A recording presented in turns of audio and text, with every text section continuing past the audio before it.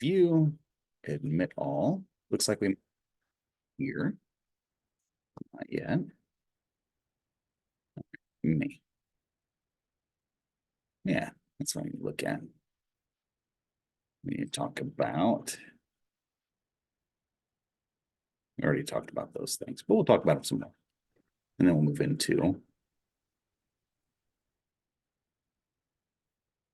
new things. Okay. Then we get started. Isn't too bad. That's I hate these rooms. They got these big bowls and I know. It's one of those things that doesn't really. you put a mirror up there, you see around. Yeah. Get some of those like they have at gas stations with the big round ones. Are you gonna be more over there or more over here? Probably more over here today, I think, because I like having this computer here. I like having this here. If I move it over there, though, Yeah. those on there will get a glare. Oh, you do have a little podium. Yeah. I know, but that's Use it. writing a whole lot. But we'll see how that goes. So you teach any master's courses? Yes. Yes, it is. Let's see. So this semester I'm in crime theory, which is the graduate counterpart to this one. Yeah. Let's see. Crime prevention and control. Last semester it was research methods. Some other courses I can't think of. But yeah. That's just a BA or a bachelor, right? Bachelor's and master's. I'm also the graduate coordinator. You're the what? Graduate coordinator, well, coordinator for the master's program. Really? Yeah. It took me 40 years to figure out what I wanted to do in college. I still haven't figured out why I never left. It's not here. At some point I'll do something good, I think. Yeah. Yellow rock collection on this one. That's crazy. Well, what that's hard about is, well, you've got 5 kids. I think your life has to be crazy. Oh, yeah. Yeah. But Yeah. I had 2 kids, and I tell you, that's when I quit college and started working in a career, you know. Yeah. Oh, Now that everybody's gone, I can do whatever I want now. freedom. Yeah. Yeah. Yeah. Yeah. Probably die of a heart attack tomorrow though. It's crazy, it really is. Well, in some ways, I don't know if it's this like this place or just like the processes we get involved in education. I have seen some people who live practically forever doing this kind of thing. Like the number of people I've seen who had, my favorite one ever maybe is faculty member at different university. But I'm sure I've seen several people like that here already. I have been teaching here for 40 to 50 years. I've got X number of years. It's like I've been qualified for retirement for like the last 20 and I'm still working. It's like, one, you're a little crazy, but 2, it's like, I have seen some craziest things. There was one guy in particular who was 90 years old and had that position as a professor in mathematics for 15. No, it was longer than that. I forget how many, it's like 55, 56 years, something like that. May have been 60 actually, because he was just about to turn 90. He started it. Oh, good God, he might have been 70. It was insane because he started there, it was like mid to late 20s. As soon as he finished his degree, he moved into any other position and he did it his whole life. And he was almost 90. And he was still adopting kids. Like, that was wild because it's just like you're still taking on more people. Well, I bet he's still going strong too. That's the hell of a thing. He's adopting kids, Yeah, like little kids. like little kids. Yeah. Was he married? Did he have a wife? Yeah, yeah. I never saw the wife. I didn't know how old she was. That might be the 40 vitality. or 30 or something. Yeah, there might have been an age gap there. That would do it. All right, let's see here. So, What was his name? The guy that played the Odd Couple? oh, Walter Matthau. What's the other guy? Oh, Jack Lemmon. No, not the. Oh, the original one. TV one. Oh, the original one. Jack Bugman and I can't think of the other guy, but they're, the one that was on TV. I know who you're talking. Yeah, He had a kid when he was like 80-some years old. that's That's crazy. crazy. It is. That- But that's there's insane. these women that are 20 years, Yeah. 20 years old. Yeah, yeah. All right, so here we are. It is now officially 1 o'clock. I think I can hear you guys online. I don't know. Can I get one of you to sound off? Hello. I see my. Yep. Can you hear me? I can hear you. Excellent, perfect, thank you. The reason why I asked that is I had a class last week. I want to say it was one of my night, this is my night class, and I had come in. And there was just like no sound coming through. And I didn't know, because I could see my stuff going off, they could hear me.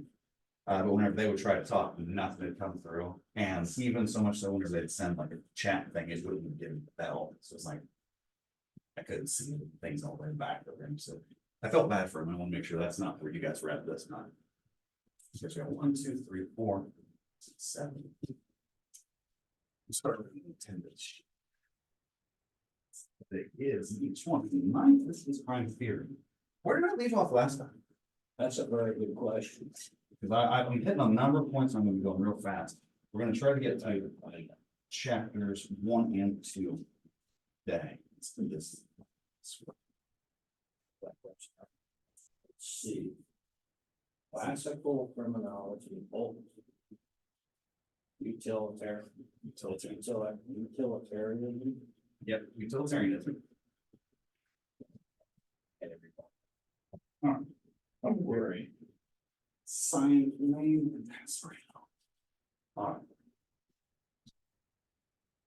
Oh, this thing's not bugging out too much in this image. It looks like it might be a little bit. We'll see if I can fix that a little bit. Still first chapter. Yes, you're still in the first chapter. I wonder if it's this thing. That didn't make any difference whatsoever. I might have made it worse. Oh well.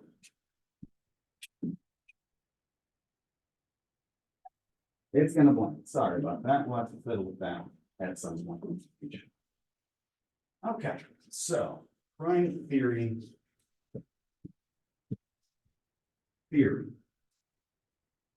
So some of the first things I need to talk to you guys about. This is itself a sort of a living entity, a living body up in here. This information in here, yes, its historical roots will go back hundreds of years. Excellent, thank you.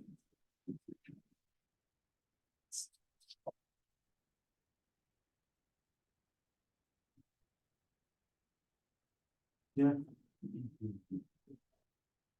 Perfect. So it takes its roots there with classical theory, but theories go into a number of different areas and they do a few different things. So I talked to you a little bit about propositions last time. Did I talk to you about that? Does that sound familiar? Okay, good. Then we'll probably start there. So theories are always how and what. Right? How things work, why they work. Last time, did I ask you guys what causes crime? Yeah, that's a good way to start. Why? Because theories, they address different types of crimes different. And there are different structures for, let's say there are different structures for it. We'll get to that. So the first one is, we'll say, systems, maybe, we want processes. That kind of stuff. Those things, how they generate crime. Right?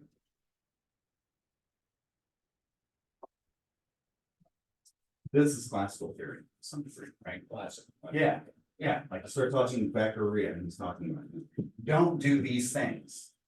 Do these things, right? But you, Yeah, free will. yeah, and it's like, and if we want to operate in the best way, here's how. Okay, there's those types of theories. There are types of theories that deal with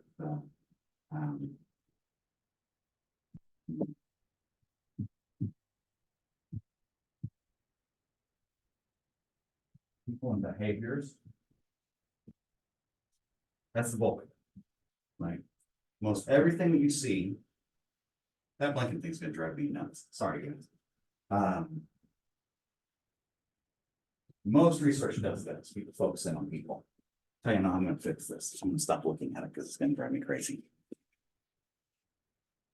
Give me that. I don't really use that too much, but we'll come back to that. Okay, so people and behaviors. How they lead to crime. This is what most theories do. I said labeling theory. This is the process by which you get a label and you go and do X, right? This is the process through which a kid gets that label, and here's all the effects that it has. That's this. This one's not used as much. What's the third type I'm thinking of? Not a third. There's a lot of different perspectives on it. We end up looking at is probably something that will go along with the methods class whenever you're in it. No, is anyone in methods right now? I don't know if that's that. If you've taken it, you probably talked about levels and pictures, like stuff. Have will.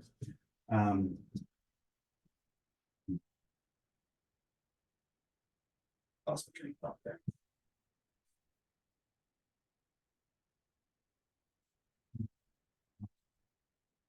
So, levels is a big one.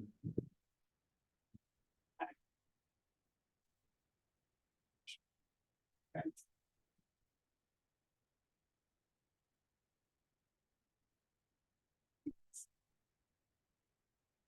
Because that's gonna take time to too. Here's what I mean whenever I put those things up there. What level is your theory? Right? Because you have everything from individual, very specific, to this up here.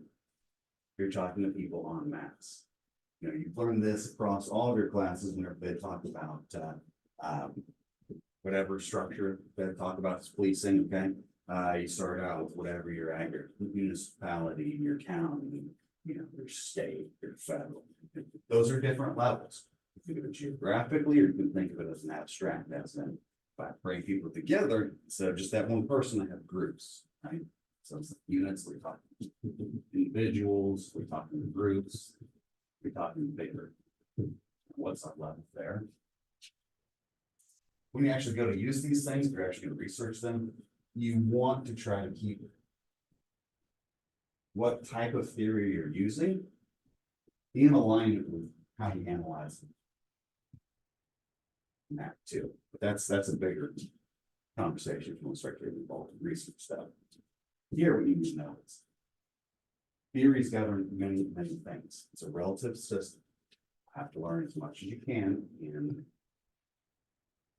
and as you go, these things are changing. As time goes by, people change, popular ideas change, and the things you see in society change. How? Well, we'll talk about that theory. Next, different points for definition of crime, particularly different purposes of law, and justice processes, issues, habits. Most of that stuff you've already covered before. All right, I'm going to scroll through this pretty quickly. Okay. Several sub areas exist within criminology. That's sort of what he's getting at whenever he starts talking about the different processes. He's talking about sub areas. Every area has its own literature on it. Every theory that you'll encounter in this textbook will have its own body of literature to support it. Like that's how much there's been written in this stuff. It's too much for any one person to consume. Book. Now, from there, the shifting of things. We'll talk about that in just a second. We'll talk about this first things. Crime stats, crime measurements, right? Remember, we're dealing with crime. So everything that you've learned about crime in all your classes still applies. It's just now we're trying to figure out how to make changes in it. So you really need to know. Here, I'm not talking validity and reliability. That's methods. I'm not going to do any more methods for this class. And sociology, law. That's processes. Ooh, I know what the other one was. This is when you start getting people, this is when you start getting into deviants.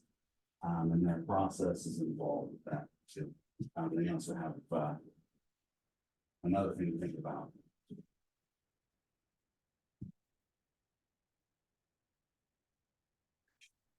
Things that actually create crime versus things that just move it around.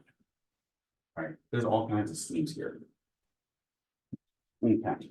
Here it mentions psychological, biological, and sociological perspectives in terms of some of the histories of those. I'm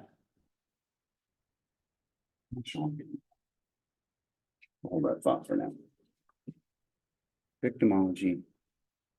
Yes. Here we go. Here's where they start typifying. Slow down. This is good. Right. Okay. Here's your scheme here. You guys can't see this on the outline. It's brief history of criminology. Classical, positivist, sociological, conflict, development, contemporary.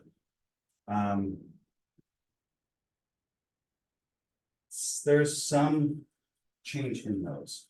So classical and positive, yeah, those will probably basically stay the same. Classical won't change because that's about the time. That one, conflict.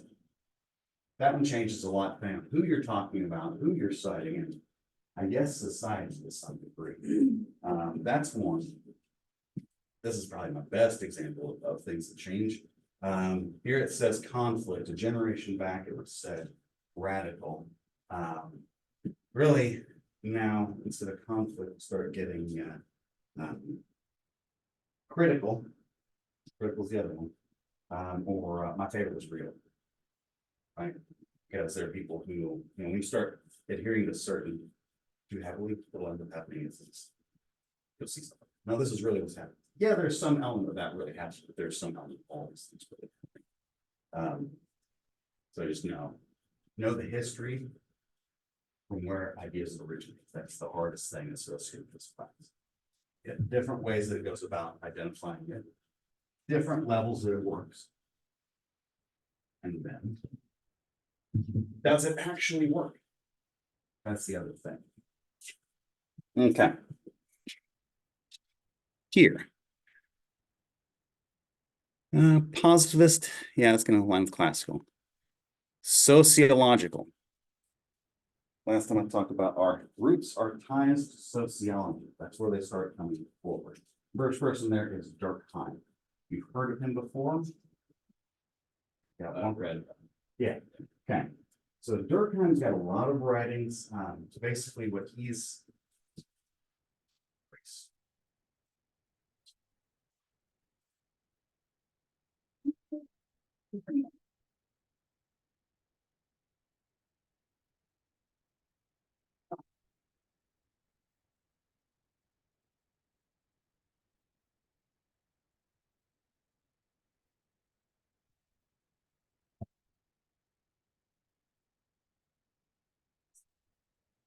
sickle sociological conflict develop contemporary. That's the scheme. There, it'll always be the same. Looks. This is the one where you have probably the most. I won't work that way.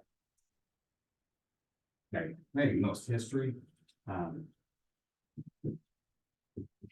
Third time. And anytime you see that name, think the name Anime. You see the word anomy, that's actually Latin, not base, Latin base. A nomos without one. That's what that word comes from. You see that word enemy? Talking about without law. What they were talking about, what he was talking about specifically had to do with the fact that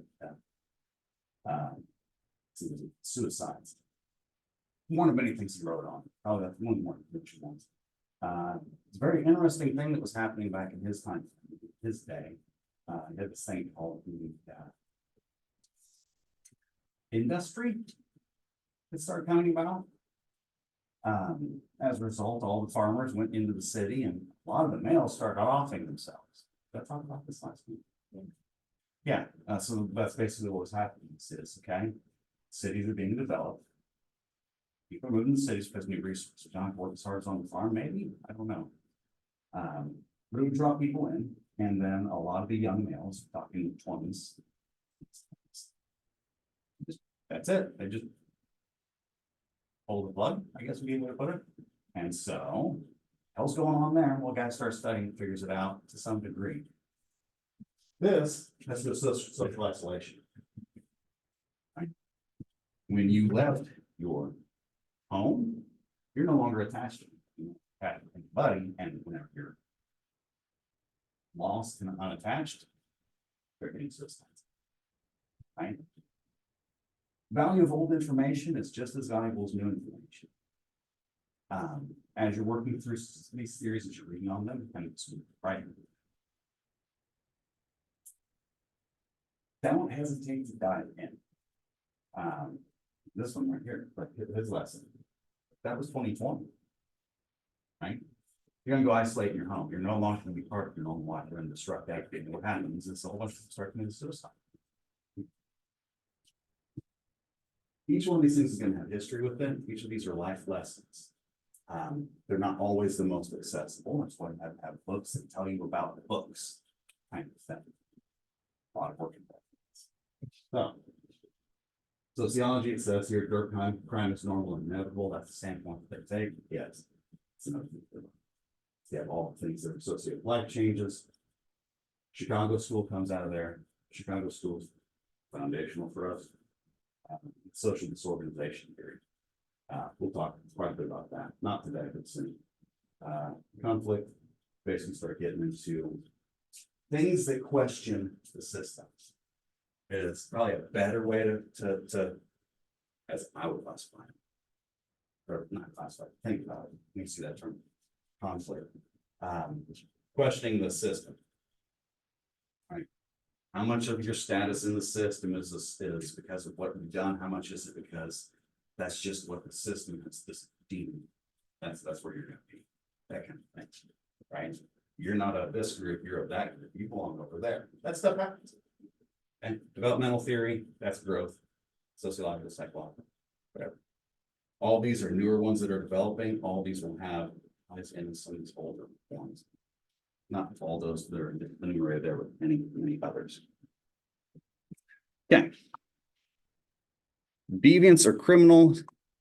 Anytime you see the word deviance, what does that mean?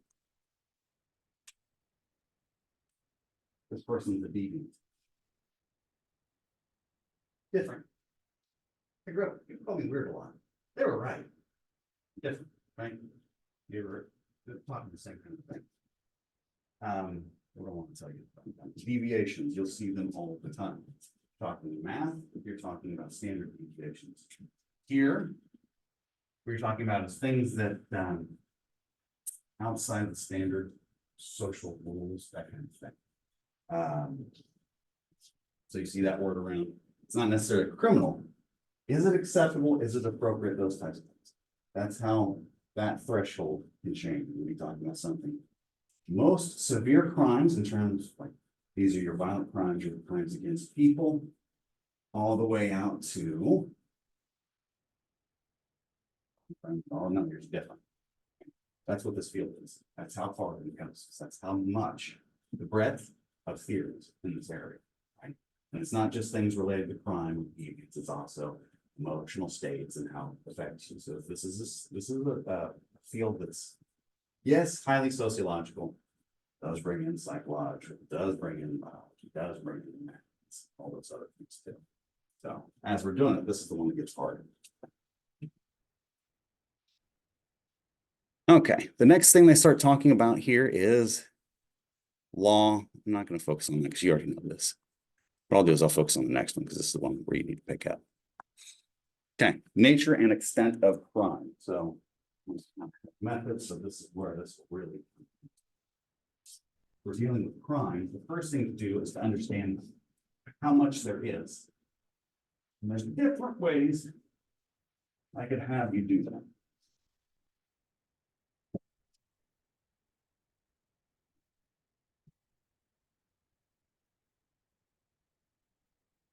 Why is it a house or a big thing? Those are the most important questions.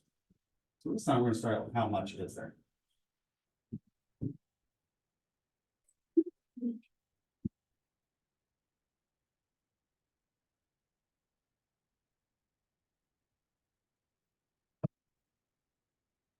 Okay.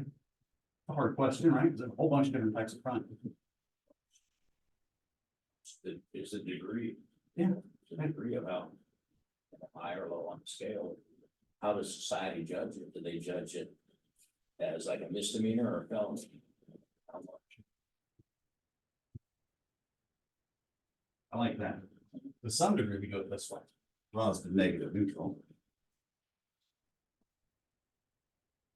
Here, if you ever want to find out anything about how much, like, how many robberies took place last year, how many larcenies, how many drug arrests, how many murders, all those things. We have a whole bunch of different ways to go about getting those numbers.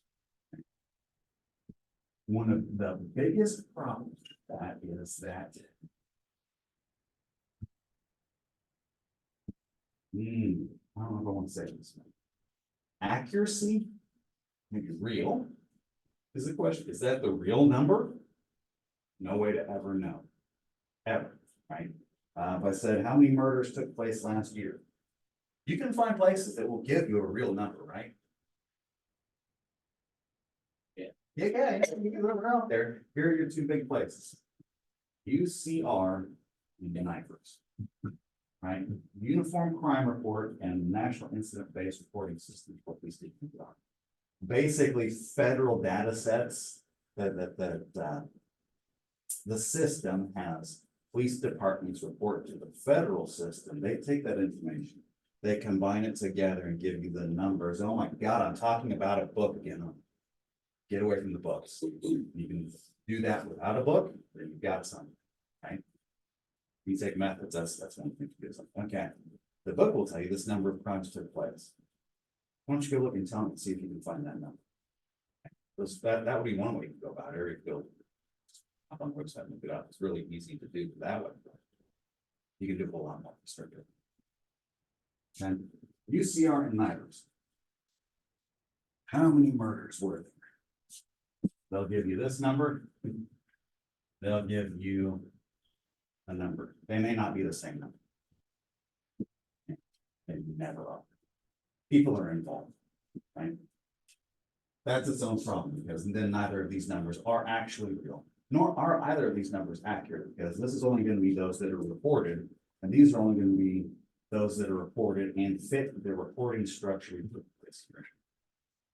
Different conversation, that's methods. We'll leave it at that, because it is complex. If you do want to start looking at that, let me know.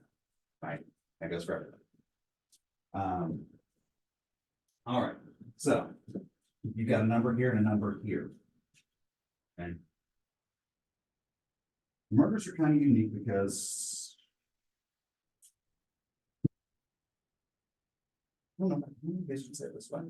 They're one of the ones we track pretty well in terms of the number we get is believed to be pretty close to accurate, right? Out of all the different crimes that we track numbers for, murder is one we get closest to because you have to deal with bodies and people notice most of the time when we go missing. At least we think until you start looking at that missing board at Walmart and you're like, most of those people are probably dead, right? That's the real side of it. You also have, so these are official. The unofficial would be where you run into, I should be fine. NCBS, National Crime Victimization Surveys, that kind of stuff. You ask people, why? How did I report it? My bike stolen. I reported now. Bike. Not worth my time. Not my bike. One of my kids. I should have reported that. Ah, he's old enough.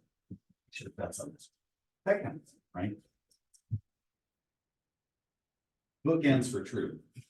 One big number, one small number. It's probably something. Those top tier or more crimes that are reported. Crimes that are reported will always be on the low end. Right? Because that's what I say, it's not always a true number. Yeah, well, none of them are really true, no, we treat them as But such. the NCVS may be false too, because there people are just given their, oh yeah, I was involved in a murder or something. Mhm. Yeah, no, I had to, it's true, it's a survey. Yeah, it could be complete bullshit. And just like the person who's filing that police report, like that could be complete bullshit too. Like that happens, right? So it's both directions. It's just, here's the only way you can really, yes, it's both ends.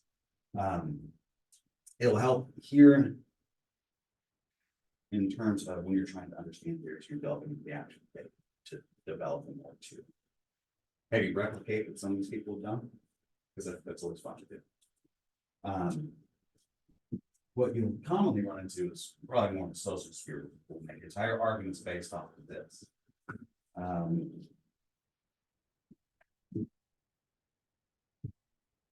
And this crime's not really a problem. Your likelihood of it even happening to you is 1 out of 1,000. And that's not bad, but not good. Still not bad though. Your likelihood is 1 out of 4.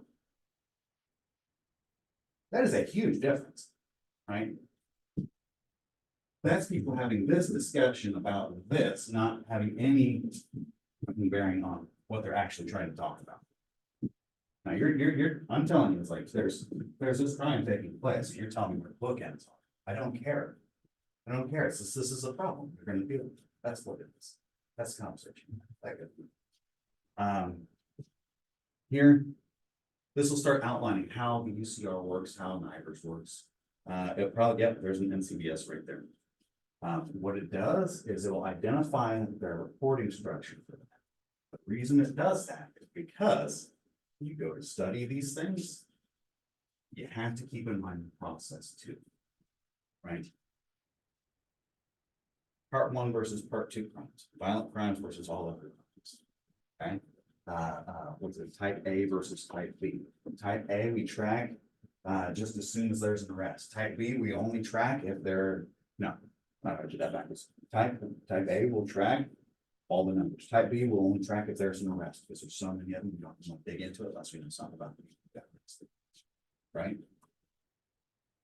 Not it exactly, but kind of what they do there. You'll find that depending on what heavy it's classified, the amount of information available will change. So if you're trying to develop a theory that deals with, you know, arrests for whatever violent crime you're interested in, well, the process doesn't track those numbers at all in the first place. You're dead in the water. Right? This is a relativistic topic. You can only learn this one while you're learning methods and all the other subjects at the same time, that you have to leverage all of those resources. When you start brainstorming about ideas, I've frequently been in meetings with people where it's like, where the hell are you pulling these ideas at? It's like, no, I'm not just pulling them out of my head. It's not, no one does that. I'm just going back to all the stuff that they've read. Okay, we're seeing this line here. They only track this in this one way. Now I'm at a stage where that matters. You want to get to where you're doing this stuff. But, let's see. It's NIBRS survey research. Let's see what else they want to talk about here.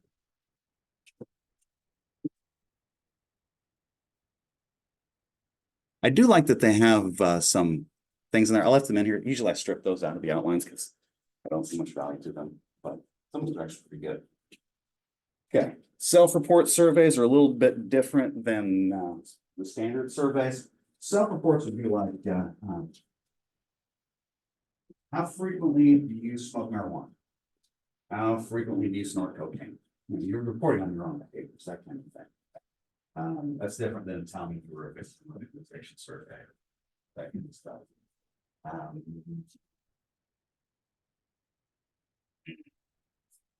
Evaluating crime data. Even though the tallies of crimes of different surveys are not in sync, the patterns, rates, and trends are similar. Right? That's the hard thing. We're trying to develop rules that govern multiple things. That's what a theory is. It's a rule that governs how and why something works. The more abstract it is, usually the more applicable it can be if you do it right. The data though. That's its own discussion. We'll leave that one. As you get into it, method side of things, you will see that. It's like you won't find consistency. What you'll find is this.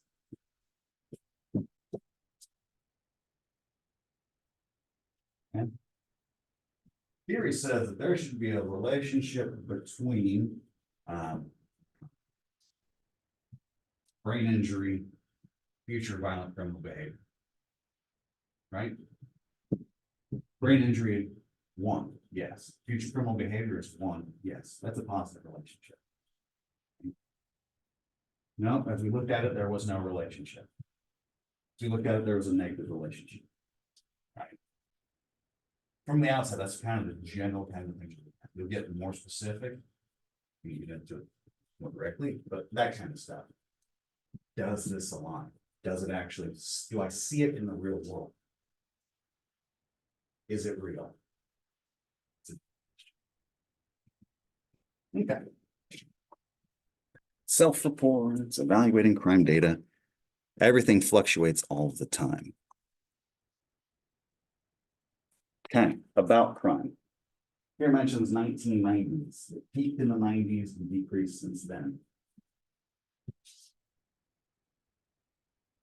Last few years excluded from that. How much of this do you need for a theory class? Do you guys want to talk about crime trends? Do you need to know that kind of stuff? No? Well, I won't talk too heavily about it.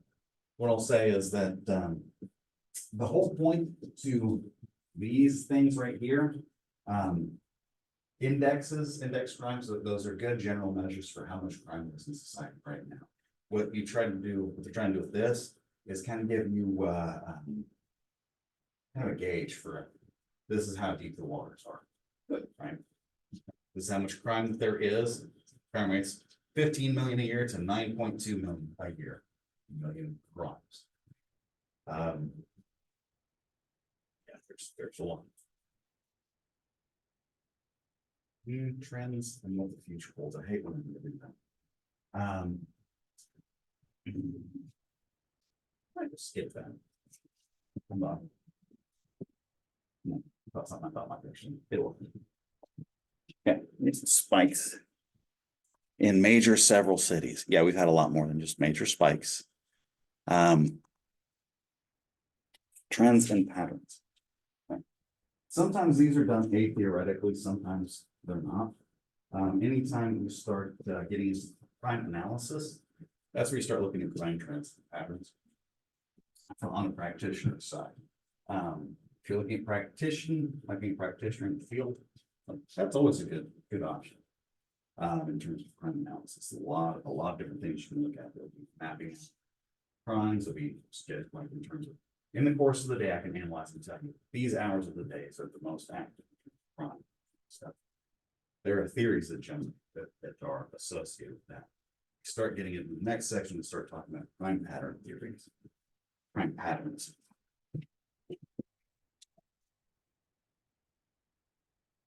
Here. Crime patterns. There are all kinds of patterns. Theories about the rules. Always about the rules. You want rules that explain things. We don't want the exceptions. That's probably also a lesson from that. Maybe you're analyzing stuff. It's like, yeah, there are exceptions to everything. What we do is we analyze to get an idea of what the overall trend is. In general, the rule is that let's see, crime patterns. Identify gender and racial patterns in crime. That's interesting. Okay, so with that one, males more aggressive than females. As a general rule, you will find that males commit more violent crimes than females. I can show you female offenders that are more scary than a lot of the violent men. Like, yeah, true. not the rule. We want the rules first, then we'll start clearing up the exceptions and identifying how bad it is. Got a lot to do before we get there though. First thing I start out with here is I start with place, time, season, climate. That is crime analysis. Okay, even that has a theory which governs it. Each of these things will, it's just whether or not they've specifically stated it. Here it mentions highest July to August, except for murders, which occur frequently in December to January. Okay. Stop and think about that for a second. Why would that be? It's nicer outside. Yeah. Okay, nicer outside. All of your outside crimes, guess what? They just increased. Right? Oh, this kid, he likes to go out and break into cars. He's not in school anymore either. Right? Murders. Why would they be more likely to occur in December to January? Christmas. No, I'm just kidding. It's cold weather. You're stuck inside. Gonna kill you. You know, that kind of. Cabin fever. You get some of that. What's kind of, what's actually really, really funny is, I used to get news out of Chicago. I forget how long ago it was. I think this was a few years ago, like 10 years. Yeah. Longest time period without any murders in Chicago, record just broken. They went 5 days without a murder. 5. Record, right? What happened? Snowstorm, everybody was stuck. And the snowstorm was a lot longer than 5 days. It's just they had that 5 day break where it's like that last person who killed someone in their home, there was a 5 day break for someone else to someone else. It's like, it's a horrible field to look at. A lot of really cool stuff to study. A lot of really good ways to go. But that's kind of some of the stuff that's there. Some crimes more likely at night, others at daytime. Here's the regions of this country most affected by what? Like those are things you can do. It's pretty straightforward. Theories that govern it. Ecological theories, crime patterning theories. Here's how people move through the environment. Here's why they move. Here's how people cluster. And here's where the opportunities generate. Right? It's like 5 different theories. I mean, one. You can find authors who talk about all those in one place. But each of those will also have its own theories that explain how those things work. Okay. In terms of general patterns, you guys already know about the age, sex, race relationships, right? If you're male, you're more likely to be violent. If you're a minority, you're more likely to be involved in the system. And if you're older, well, you're more likely to have been involved in the system at the time, but also you're less likely to go out and do like the violent stuff, that kind of stuff. There's a lot more than that.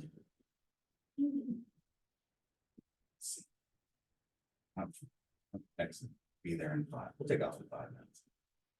All right. Yeah, so that's like crime patterning theories. We'll get into those whenever we get into those. Co-offending and crime. I talked to you guys last time about the relationship between crime and victimization. Did I mention that in here? Yeah. I may not mention it. I seem like I have memory lapses because I have crime theory, the graduate level version of this on Wednesdays. I talked with them. Okay. General patterns that they'll start pointing out, like the ones you're familiar with, we just talked about. Some of the ones you might not. What is the relationship between victim and offender?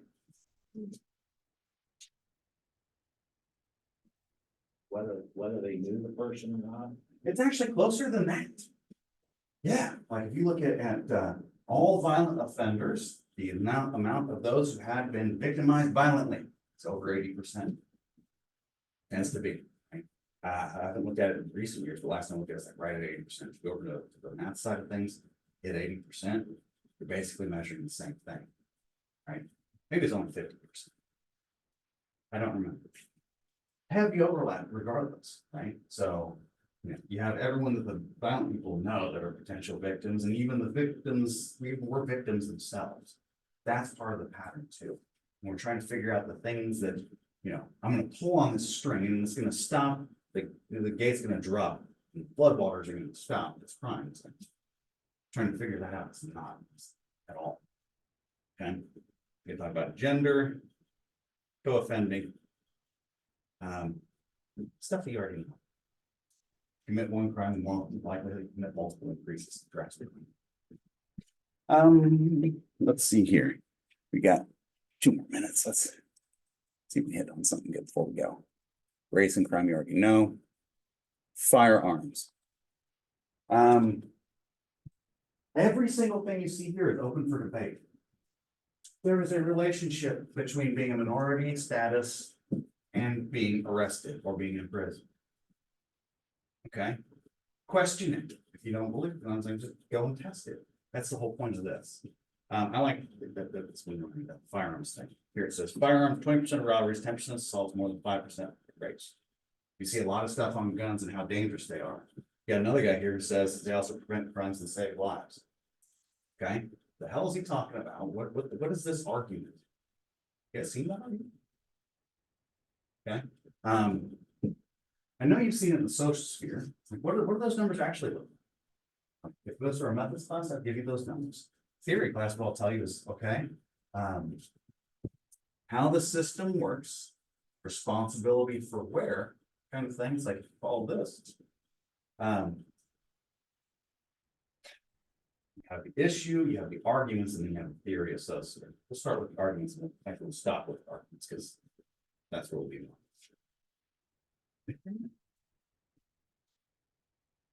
This right here kills 30,000 people a year. Guns, I think this is something like that. Not super high, but it's a lot of people. Half of those are suicides. Out of that, you're split between crimes and justifiable. Justifiable being a very small percentage of that. Here, right here, he's talking about preventing crimes and saving lives. He's talking about defensive gun use. Not shooting you. I pulled out a gun, I pointed at you. You decided, nope, I'm leaving. Right? 30,000 people died. How many of these do you think take place? Probably not very many. Math involved, so there's probability involved. So there's big ass questions. There should be. 400,000 a year. Is there any correlation to gun laws? Like, okay, let's say some states you have a right to carry it, okay, Yeah. and you can still carry it. If the person that's gonna hold you up doesn't know you have a gun. Yeah. He might not, you know. Oh, yeah. Oh, yeah. But if you live in Chicago when they have all these gun laws and you probably don't have a gun, well, Yeah. they might decide to, Yeah, it's like that, but you put the causal side on it's it. like a correlation. Yeah, well, it's causal, it's just in the wrong order. It's like, those laws are a symptom, not a cure. They're a symptom. Yeah. Here, his numbers was like, it was somewhere around 400,000 a year. Because how many people pull a gun on somebody, person who's coming up on them to attack him, turns around and leaves and they don't file a report. Like, that's actually really common, right? So 500,000 people used one to save their lives. It didn't have to kill anybody. 30,000 people died. That's one of the arguments. The other argument is, you know, that's it, is perspectives too. Okay. Why is your right to a gun more important than my right to one? That is part of it, but that's not all of it. It's some people are out there to kill you. Right. And that's just this one. Every single issue is like that. Every single issue is open to debate. It's just figuring out what interests you. For next class, come in having read chapters 1 and 2. Start on chapter 3 if you can. Have an idea of what interests you in this field. Okay, we'll start digging in there. All right. Run that by me again. Read the first few chapters. Yeah. Start on third, and then come in with an idea for what types of topics interest you the most in this field. All topics. Yeah. And I didn't wear my hearing aids today. that's all right. I'm usually really loud. I'm having a hard time hearing it. It's not your fault. It's my fault. I forgot to learn. I could be louder. If I'd have known that, I'd just start talking. I should have set up. But I just got it, but I'm not used to putting them in. I left the house and I got to put here. I mean, I can hear, but it's. Nice. Yeah, I really listen. Yeah. This class is, Fun. well, it's kind of interesting, but I can see that people's things are kind of like spin, you know what I'm saying? Yes, we're gonna, that was today and last class, when we start getting in the actual theories, all that stuff will go away. I just want those thoughts in their minds as they start. It's just all about And study. I'll see you guys later online. Bye. I'm signing them off. Bye.